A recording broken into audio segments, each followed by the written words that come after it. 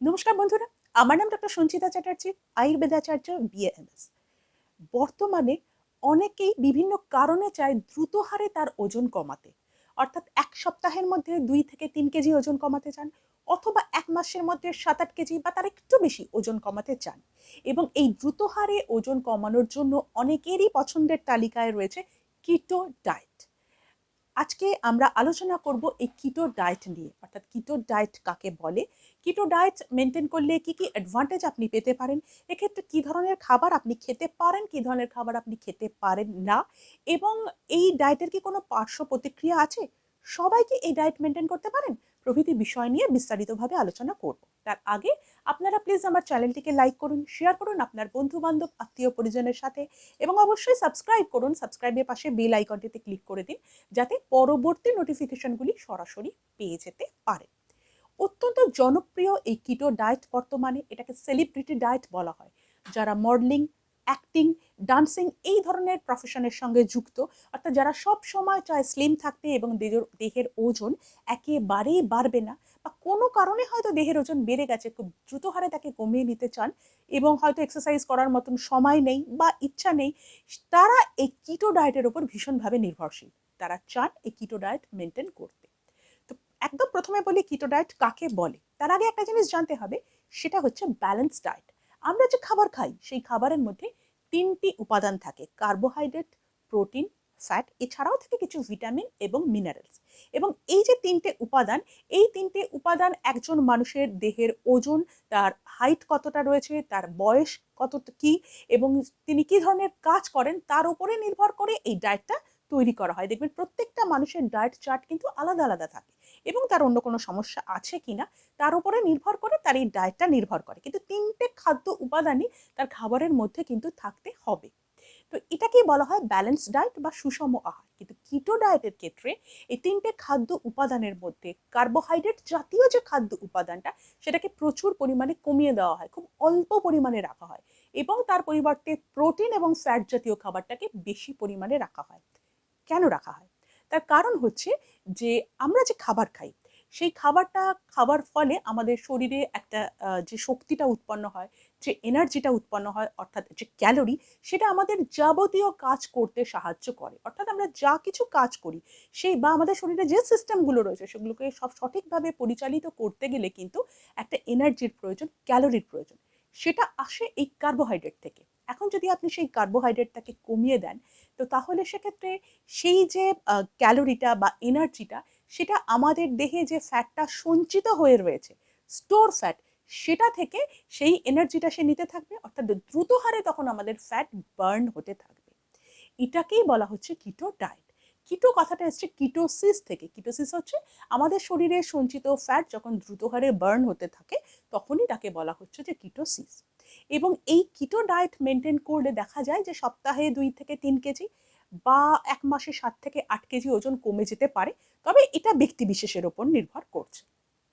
এবারে বলি যে এই কিটো ডায়েট যদি আপনি মেনটেন করেন, তো সেক্ষেত্রে এই কিটো ডায়েটের ক্ষেত্রে আপনাকে কিছু নিয়ম মেনে চলতে হবে। কি কি নিয়ম মানতে হবে? প্রথমত, প্রসেস ফুড বেশি পরিমাণে খাওয়া চলবে না। তার কারণ এর মধ্যে ফ্যাট জাতীয় জিনিস রয়েছে, আনহেলদি ফ্যাট, এবং এটা প্রচুর পরিমাণে ক্যালোরি থাকে, ক্যালোরি বেড়ে যেতে পারে। তার পরিবর্তে প্রোটিন এবং ফাইবার জাতীয় খাবার খেতে বলা হয়। ফাইবার জাতীয় খাবার খেলে এটা কি হয়, আমাদের পেট অনেকটা সময় ভর্তি থাকে, যার ফলে আমাদের দেহের ওজন বাড়বে না এবং আমরা বেশি খাবো না। আচ্ছা, এরপরে বলি যে কিছু জিনিস যদি কিটো ডায়েট মেনটেন করেন, আপনার ঘরে রেখে দিতে হবে। যেরকম ধরুন চিকেন বা রেড মিট, এবং কিছু মাছ, সামুদ্রিক মাছ, সি ফুড, তারপরে বিভিন্ন ধরনের বাদাম, চিয়া সিড, ফ্লেক্স সিড, এই জাতীয় জিনিসগুলো আপনার ঘরে কিন্তু রাখতে হবে। আপনার যদি অতিরিক্ত পরিমাণে মানসিক চাপ থাকে, তাকে অবশ্যই কন্ট্রোলে রাখতে হবে। তার কারণ অনেক সময় দেখা যায় যে অতিরিক্ত পরিমাণে মানসিক চাপের ফলে মানুষের মধ্যে একটা ইটিং ডিসঅর্ডার দেখা যায়, অর্থাৎ তাদের বারে বারে খাবার একটা প্রবণতা হয়। সেক্ষেত্রেও কিন্তু মানসিক চাপটাকে কন্ট্রোলে রাখতে হবে। অনেকে অধিক রাত জেগে বিভিন্ন রকমের কাজ করেন বা পড়াশোনা করেন, সেক্ষেত্রে কিন্তু খুব বেশি রাত জাগা যাবে না, এবং 7 থেকে 8 ঘন্টা প্রতিদিন ঘুমের ভীষণ প্রয়োজন। এটা বিভিন্ন কারণে আমরা বলি যে খুব বেশি রাত জাগবেন না। তবে এই ওজন বাড়ার ক্ষেত্রে একটা বড় সমস্যা হচ্ছে, অনেকেই রাত জেগে পড়াশুনো করলে তার একটা মিড নাইট স্ন্যাক্সের প্রতি প্রবণতা থাকে, অর্থাৎ মধ্যরাত্রিরে খিদে পেয়ে যায়, তখন সে কিছু খায়। এর ফলে তার দেহের একটা ওজন বেড়ে যাবার তার একটা সম্ভাবনা সেক্ষেত্রে থাকে। এছাড়া চিনি এবং মিষ্টি জাতীয় জিনিস কিন্তু একেবারেই খাওয়া চলবে না। চিনি এবং মিষ্টি দিয়ে যে সমস্ত তৈরি হয় খাবার, সেগুলো ফলের রস বা ধরুন কোনো রকম কোনো সফট ড্রিঙ্কস বা আইসক্রিম, ক্যান্ডি, স্মুদি বা কেক, পেস্ট্রি, এই ধরনের খাবারগুলোকে কিন্তু অ্যাভয়েড করতে হবে যদি আপনি কিটো ডায়েট মেনটেন করেন। এবারে বলি যে কিটো ডায়েটের ক্ষেত্রে কি কি অ্যাডভান্টেজ আপনি দেখতে পাবেন। এর প্রধান অ্যাডভান্টেজ হচ্ছে দ্রুত হারে শরীরের ওজন কমিয়ে ফেলা বা ফ্যাট জাতীয় জিনিসটাকে কমিয়ে ফেলা, এবং এটা হচ্ছে প্রধান চাহিদা। এর সাথে সাথেও বেশ কিছু অ্যাডেড বেনিফিটস আমরা পেতে পারি। যেহেতু এটা কার্বোহাইড্রেটকে পরিমাণটাকে খুব আমরা কমিয়ে দিই, যার ফলে এটা আমাদের রক্তে শর্করার মাত্রা স্বাভাবিক রাখতে সাহায্য করে, ইনসুলিনের লেভেলটাকেও এটা কিন্তু ঠিক রাখতে সাহায্য করে এই কিটো ডায়েট, এবং যার ফলে বেশ কিছু ক্যান্সারকে প্রতিরোধ করতে, মানে ক্যান্সারের সম্ভাবনাকে প্রতিরোধ করতে সক্ষম হয় এই কিটো ডায়েট। এবং এটা যাদের টাইপ 2 ডায়াবেটিস মেলাইটাস রয়েছে তাদের ক্ষেত্রেও ভীষণ ভালো কাজ করে। তাদের রক্তে শর্করার মাত্রাটাকে স্বাভাবিক রাখতে সাহায্য করে এবং ইনসুলিনের লেভেলটাকে এটা সঠিক রাখতে সাহায্য করে এই কিটো ডায়েট। এছাড়া এটা হার্ট হেলদি ডায়েট হিসেবে আমাদের কাছে পরিচিত, তার কারণ ইনসুলিনের লেভেলটা সঠিক থাকার জন্য এটা ব্লাড প্রেশারকে কন্ট্রোলে রাখে, ব্লাড কোলেস্টেরলের মধ্যে বিশেষত ব্যাড কোলেস্টেরল যেটা, সেটাকেও কন্ট্রোলে রাখতে সাহায্য করে। হার্ট ফেলিওর, হার্ট অ্যাটাক, হার্টের নানাবিধ সমস্যার ক্ষেত্রে এর একটা উল্লেখযোগ্য ভূমিকা রয়েছে। এছাড়া স্কিনকে সুন্দর রাখতে সাহায্য করে, অ্যাকনি, পিম্পল, এগুলোকে অনেকটাই এর প্রভাব থেকে মানুষের স্কিনকে সুরক্ষিত রাখতে সাহায্য করে। এছাড়া এটা এপিলেপসির ক্ষেত্রেও এই ডায়েটের একটা গুরুত্বপূর্ণ ভূমিকা রয়েছে। বেশ কিছু নিউরোলজিক্যাল ডিসঅর্ডার যেরকম অ্যালজাইমার ডিজিজ, পার্কিনসন ডিজিজ, তার ক্ষেত্রেও কিটো ডায়েটের একটা উল্লেখযোগ্য ভূমিকা কিন্তু রয়েছে। এছাড়া এটা অটিজমের ক্ষেত্রে এর একটা ভূমিকা রয়েছে। পিসিওএস, পলিসিস্টিক ওভারি সিনড্রোমের ক্ষেত্রেও কিটো ডায়েট কিন্তু ভালো কাজ করে। তাহলে এগুলো হলো কিটো ডায়েটের বেনিফিটস। এবারে বলি যে কিটো ডায়েটের কি ধরনের পার্শ্ব প্রতিক্রিয়া আপনি দেখতে পাবেন। কিটো ডায়েটের ক্ষেত্রে কিন্তু এর কিছু ডিসঅ্যাডভান্টেজ আছে। এই ডায়েট যারা রেগুলার বেসিসে নিয়ে থাকেন তাদের ক্ষেত্রে অনেক সময় কনস্টিপেশন দেখা যায়, মাইল্ড ব্লাড সুগার লেভেলটা কমে যেতে পারে, হজমের একটা সমস্যা হতে পারে, কিডনি স্টোন হতে পারে, লিভারে ফ্যাট জমে যেতে পারে, এবং সেই সাথে সাথে ব্লাডের মধ্যে প্রোটিনের পরিমাণ বেড়ে যেতে পারে, ভিটামিন এবং মিনারেলসের একটা অভাব হতে পারে, তাছাড়া কিটো ফ্লু হতে পারে। সেক্ষেত্রে একত্রিতভাবে অনেকগুলো সিমটমস দেখতে পাওয়া যায়, যেরকম এক্ষেত্রে জেনারেলাইজ উইকনেস হতে পারে, হেডেক হতে পারে, বডি এক হতে পারে, একটা ফ্যাটিক হতে পারে, নশিয়া, ভমিটিং, এই ধরনের যে ব্যাড ব্রেথ, এই ধরনের সমস্যাগুলো কিন্তু এই কিটো ফ্লু এর ক্ষেত্রে দেখতে পাওয়া যেতে পারে।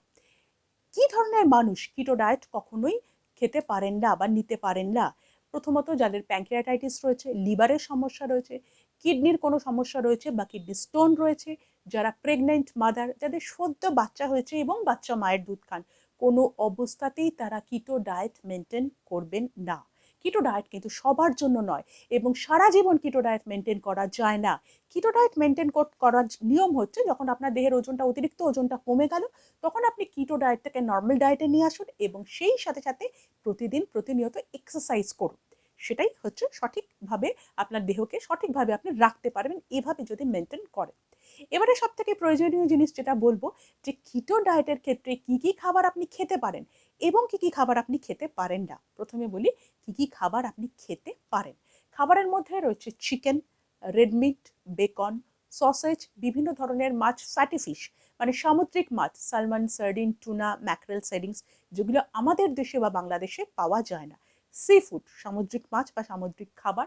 এছাড়া বিভিন্ন ধরনের বাদাম, কাজু বাদাম বা আখরোট বাদাম, আমন্ড বাদাম, পিনাট, এই ধরনের বাদাম, বিভিন্ন ধরনের সিড, ফ্লেক্সিড, চিয়া সিড, এই ধরনের সবজি আপনি খেতে পারেন। যে সবজির মধ্যে স্টার্চ জাতীয় জিনিস নেই, সেই ধরনের সবজিগুলো আপনি খেতে পারেন, যেরকম তার মধ্যে পালং শাক, তার মধ্যে ব্রকলি, ফুলকপি, বাঁধাকপি, বেগুন, লাউ, উচ্ছে, করলা, ঢ্যাঁড়স, ক্যাপসিকাম, টমেটো, এই ধরনের সবজিগুলো খেতে পারেন। ফলের মধ্যে স্টার্চ জাতীয় জিনিস থাকার জন্য স্টার্চ ছাড়া যে ফলগুলো, সেগুলো আপনি এক্ষেত্রে খেতে পারেন, এবং চিনি ছাড়া কফি খেতে পারেন। তো এগুলো হচ্ছে আপনার খাদ্য তালিকার মধ্যে, মানে আপনি এই ধরনের খাবারগুলোকে আপনি খেতে পারেন যদি আপনি কিটো ডায়েট মেনটেন করেন। আর যদি আপনি কি কি খেতে পারেন না, এবারে বলি। প্রথমত মিষ্টি জাতীয় জিনিস, চিনি এবং চিনি জাতীয় জিনিস যার মধ্যে চিনি দেওয়া রয়েছে, chocolate, candy, smoothie, soft drinks বা ফলের রস এগুলো খাওয়া যাবে না। যে সমস্ত ফলের মধ্যে স্টার্চ আছে বা সবজির মধ্যে স্টার্চ রয়েছে সেগুলোকে খাওয়া যাবে না। ভাত বা এই ধরনের যে খাদ্যশস্য সেগুলোকে অ্যাভয়েড করতে হবে। অ্যালকোহল এটাকে অ্যাভয়েড করতে হবে। তো এই ধরনের খাবারগুলোকে কিন্তু আপনি খেতে পারেন না। এবং এছাড়া পনির, তারপরে ক্রিম, মাখন, তারপরে এই জাতীয় যে জিনিসগুলো পনির, ক্রিম, মাখন বা এই ধরনের জিনিসগুলো কিন্তু দুধ এগুলো আপনি আপনার খাদ্য তালিকার মধ্যে রাখতে পারেন। তার কারণ এখানে ফ্যাট জাতীয় খাবারটাকে অ্যালাউ করা হয়। তেল হিসাবে কোকোনাট অয়েল বা অলিভ অয়েল এই ধরনের এগুলোকেও আপনি কিন্তু খেতে পারেন। তাহলে এই হচ্ছে আপনার খাদ্য তালিকা, আপনি কি কি খেতে পারেন এবং কি কি খেতে পারেন না। একটা জিনিস বুঝতে পারছেন তো যে দীর্ঘদিন এই ডায়েট কিন্তু মেনটেন করা যাবে না। এবং আমার ব্যক্তিগত মতামত হচ্ছে যে কিটো ডায়েট মেনটেন যাদের এই ধরনের প্রফেশনের সঙ্গে যুক্ত হঠাৎ করে প্রয়োজন তারা কেবলমাত্র মেনটেন মানে জাস্ট ওজনটা কমে যাওয়ার পরে সেটাকে ব্যালেন্স ডায়েটে নিয়ে আসতে পারেন। কিন্তু যদি আপনি স্বাভাবিকভাবে আপনার দেহের ওজন কমাতে চান সেক্ষেত্রে আপনি ব্যালেন্স ডায়েট নিন, সুষম আহার নিন আপনার দেহের ওজন এবং উচ্চতা অনুযায়ী, এবং সেই সাথে প্রতিদিন কিছু না কিছু এক্সারসাইজ করুন।